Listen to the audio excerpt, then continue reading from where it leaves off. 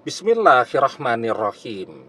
Assalamualaikum warahmatullahi wabarakatuh. Bapak-bapak, ibu-ibu, mas-mas, mbak-mbak, khususnya adik-adikku sekalian yang dirahmati Allah dimanapun Anda berada. Kembali di Iip Channel bersama saya, Iip Wijayanto. Kali ini kita akan membahas tema tanpa pengorbanan, mantan tak akan pernah kembali. Banyak di antara kita yang begitu ingin mantan kembali. Ya, bahkan kita memaksakan diri agar mantan kembali kepada kita. Tapi di balik usaha kita tadi sebenarnya tidak ada pengorbanan apapun di situ. Kalaupun ada, ya jumlahnya kecil-kecil saja. Ya. Jadi kita menggunakan prinsip ekonomi.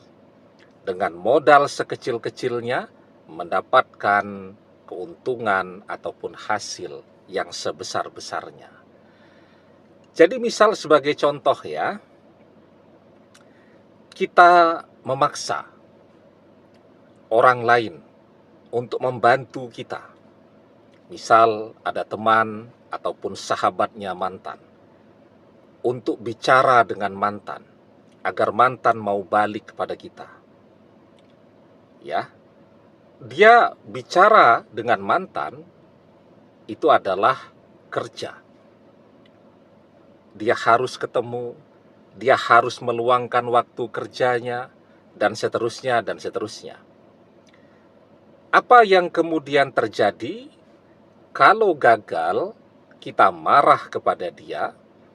Kalaupun berhasil, ya paling kita mengucapkan terima kasih. Ya, nah, jadi biasanya seperti itu, dan itulah yang kemudian membuat mantan ini tidak pernah kembali kepada kita, karena pengorbanan kita sangat minimal untuk bisa mendapatkan dia kembali. Ada beberapa cara kan yang biasanya orang ambil untuk bisa menarik mantannya kembali. Yang pertama, mencari orang-orang yang punya kemampuan untuk bisa menarik mantan kembali. Orang-orang yang memang diketahui kemampuannya ini sudah berhasil banyak merukunkan suami istri yang mau bercerai jadi rukun kembali, merukunkan pasangan yang hampir saja gagal menikah. Ya, apalagi misal anak durhaka, sama sekali tidak pernah ngabari orang tuanya. Dengan kemampuannya, dengan doa-doanya bisa balik. Ya, atau ada dua kan, kalau tidak menggunakan doa, menggunakan amalan, atau menggunakan ritual-ritual tertentu. Ada tiga tuh. Nah, kita biasanya nyari yang seperti ini. Ya, orang-orang dengan kemampuan seperti ini. Tapi kita tidak punya uang, karena kan yang namanya kita minta bantuan orang, apalagi kemampuan seperti ini bukan kemampuan main-main. Kalau dia punya kemampuan seperti ini dan diketahui sudah banyak yang berhasil, dia mencapai level keilmuannya tadi dengan pengorbanan luar biasa. Ya, dia berpuasa mungkin selama berbulan-bulan dan seterusnya. Itu kemampuan-kemampuan yang khusus ya, dan tidak bisa didapatkan juga dengan gratis. Orang mempelajarinya dengan sungguh-sungguh, dan kita mau minta bantu kepada mereka dengan gratisan. Maka ya sulit ya, karena mungkin mereka tidak bekerja yang lain. Mereka fokus di situ, membantu orang, ya, artinya pendapatan income mereka, ya, dengan skill mereka, dengan keilmuan mereka, dan kita tidak mau mengeluarkan uang. Nah, maka bagaimana mantan mau kembali ya? Apalagi kalau kita minta bantu yang seperti ini, biasanya juga Nggak bisa tuh maharnya nanti kalau sudah mantan kembali, nggak bisa. Maharnya harus di muka, ya kan? Dan juga maharnya tidak murah ya, bayangan kita 100, 200 ribu, 500 ribu, 1 juta begitu ya. Ini kemampuan yang mahal ya. Dan orang yang dicintai itu juga seseorang yang sangat berharga. Nah, ya. Dan itu pun kadang-kadang juga masih ada yang gagal. Nah, jadi kita tidak mau keluar uang, tetapi kita biasanya memaksa orang untuk membantu kita. Nah, cara gratis biasanya kita melalui media sosial. Ya, kita minta orang-orang yang kira-kira menurut kita doanya mustajab, atau kira-kira orang dengan kemampuan seperti itu, orang-orang yang menurut kita sakti, kita minta didoakan ya. Ya tentu mereka mendoakan secara umum. Tapi kan tidak secara khusus ya, karena kegiatan pekerjaan mereka yang harus mereka bantu juga jumlahnya tidak sedikit. Nah, jadi itu biasanya yang terjadi ya. Kita mencintai mantan seseorang yang amat sangat kita inginkan, sangat berharga bagi kita, tapi kita pelit ya. Kita tidak mau keluar uang. Kalau tidak mau keluar uang, kemudian bagaimana lagi? Nah, biasanya ada doa-doa yang bisa kita kerjakan atau amalan-amalan yang bisa kita amalkan tanpa harus ketemu dengan guru. Apa yang biasanya kita lakukan? Cari di internet. Nah, kalau cari di internet tuh ijazahnya tidak sampai. Kalau mau yang biayanya murah, caranya kita beli buku. Biasanya di buku tadi penulisnya ya, kalau buku-buku doa dan amalan, ustadz yang menulis buku tadi biasanya sudah mengijazahkan ya isi buku itu untuk diamalkan. Nah, kan harganya tidak terlalu mahal, dan kita juga menghargai keilmuan mereka dengan cara membeli buku mereka. Tapi zaman sekarang juga enggak tuh. Datang ke toko buku gitu ya, kemudian dibuka halaman amalan yang mau dikerjakan, kemudian amalannya difoto ya, tanpa membeli bukunya. Nah, yang seperti itu ijazahnya tidak akan sampai. Artinya transmisi keilmuan antara murid dengan guru, antara guru yang mengajarkan atau mengijazahkan isi buku tadi kepada orang yang mengamalkan, tidak bisa sampai kalau dia menggunakan amalan itu ya tanpa menggunakan maharnya di situ. Ya, maharnya beli buku ya. Kan beli buku juga tidak sampai berjuta-juta ya, mungkin 50.000 sampai 100.000. Nah, itu cara yang lebih murah. Nah, biasanya yang ketiga yang kita lakukan adalah mencari berbagai tutorial di berbagai channel-channel YouTube. Nah, ini sebenarnya cara yang bagus dan murah ya. Tetapi kita juga tidak mau berkorban lagi. Kita tidak mau berdoa sendiri, kita lebih memilih titip doa. Kalau seandainya tidak terkabul, artinya videonya tidak mustajab. Gitu saja kan cara berpikir kita. Nah, jadi ya, kalau yang melalui channel-channel YouTube itu, ya, kita kan nonton videonya sampai selesai juga enggak mau tuh. Misal di channel YouTube itu ada AdSense kan gitu. Nah, kalau kemudian kita nonton videonya dengan utuh, itu membantu channelnya. Tapi kita juga enggak mau kan, pokoknya di skip, dicari pas amalannya saja. Ya, tapi enggak apa-apa. Jadi selama memang video itu sudah mengijazahkan amalan atau doa itu, doa atau amalan itu bisa dikerjakan ya. Tetapi kita harus mengerjakannya sendiri. Nah, di sini nih yang berat. Karena apa? Karena mengerjakan sebuah amalan ya atau berdoa itu dibutuhkan paling tidak 3 hal. Yang pertama, keyakinan kita. Berjodoh tidak kita dengan amalan itu tadi, ya. Jadi jangan terjebak kepada judulnya. Kalau judulnya keren sekali itu, sekali baca mantan balik, ya. Tapi amalan itu berjodoh tidak dengan kita. Ada tanda-tanda ketika amalan itu berjodoh. Kalau amalan itu berjodoh dengan kita, kita lihat tuh videonya, hati kita tuh bergetar senang, bahagia. Seperti seseorang yang mendapatkan hadiah yang tidak pernah terfikirkan oleh dia. Kalau kita sekolah dulu, masih kecil-kecil tuh, masih SD, berangkat mau nerima rapot, sama sekali tidak ada bayangan mau jadi juara. Tahu-tahu di lapangan, ya, teman-teman dikumpulkan semua, ternyata kita adalah juara umum. Wah, itu kan bahagianya luar biasa. Nah, itu tanda amalan berjodoh tuh begitu. Ketika kita melihat amalan itu, misal melalui channel YouTube, kita gembira, hati kita bergetar, ya. Dan karena kita gembira, ada koneksi yang kita rasakan dengan hati kita, kita akan mengerjakan amalan itu dengan yakin, ya.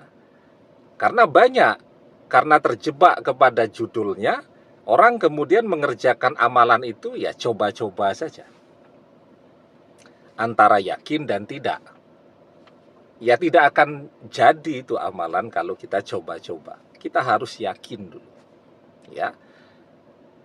Karena keyakinan kita itulah kunci dari keberhasilan atau mustajabnya doa. Keyakinan kita itulah kunci besarnya energi amalan yang akan kita pancarkan kepada orang yang kita cintai. Ya, harus yakin. Itu yang pertama. Ud'ullaha wa antum muqinuna bil ijabah. Berdoalah dalam keadaan yakin doa itu terkabul. Kemudian yang kedua, kita malas ya untuk mengerjakan ibadah. Nah, kita cuma mau mengerjakan amalannya saja, kita mau mantannya saja. Padahal ibarat sebuah rumah, amalan ini adalah hiasan dari rumah tadi. Ya, misal pagar tuh ada lampu pagar dan seterusnya. Tetapi fondasi dari rumah tadi adalah ibadah. Tembok-temboknya adalah ibadah, ya. Atap-atapnya adalah ibadah. Nah, kita cuma mau amalannya saja. Kita mau mantannya saja, tapi ibadahnya kita tidak mau. Jadi kita cuma berdoa saja, tanpa pernah sholat, tanpa pernah puasa. Ya, yang kita kerjakan cuma amalan. Kalau kata amalannya, sebelum mengerjakan amalan, sholat sunat dulu 2 rakaat, ya kita sholatnya, sholat agar bisa mengerjakan amalan tadi. Tapi sholat fardu tidak. Ya, itu yang kedua. Yang ketiga, kita tidak mau prihatin atau laku prihatin agar mantan kembali. Laku prihatin itu mengurangi makan, memperbanyak puasa. Karena apa? Hampir semua amalan, paling tidak yang saya ketahui ya, yang punya energi betul-betul kuat, itu adalah amalan yang orang kerjakan dalam keadaan berpuasa. Jadi dia berpuasanya itu bukan karena amalannya. Dia berpuasa karena Allah, dan dia manfaatkan waktu berpuasa yang mustajab itu untuk mengerjakan amalannya, untuk berdoa sehingga energi amalan itu menyatu dengan diri dia. Ya, itu. Nah, jadi puasanya karena Allah, misal puasa sunnah, puasa Daud, sehari berpuasa, sehari berbuka, dan seterusnya. Yang dia manfaatkan adalah waktu ketika dia berpuasa, itu waktu yang mustajab. Berdoa mustajab, amalan kan juga isinya adalah doa untuk menyatukan dengan seseorang yang dicintai. Nah, itu yang akan mempercepat mantan kembali. Tapi kan puasa itu lapar ya, sehingga orang malas untuk berpuasa. Ya, padahal ketika orang berpuasa itu doanya mustajab.